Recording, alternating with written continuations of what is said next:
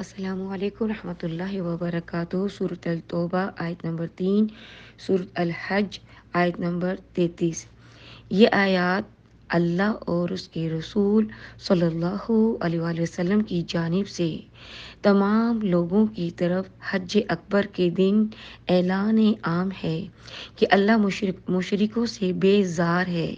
اس کا رسول صلی اللہ علیہ وآلہ وسلم بھی ان سے بری الذمہ ہے۔ بس اے مشرکو، اگر تم توبہ کر لو وہ تمہارے حق میں بہتر ہے۔ اگر تم نے روگردانی کی تو جان لو کہ تم ہرگز اللہ کو عاجز نہ کر سکو گے، اور اے حبیب، آپ کافروں کو دردناک عذاب کی خبر سنا دیں۔ تمہارے لیے ان قربانی کے جانوروں میں مقررہ مدت تک فوائد ہیں، پھر انہیں قدیم گھر خانہ کعبہ کی طرف ذبح کے لیے پہنچنا ہے۔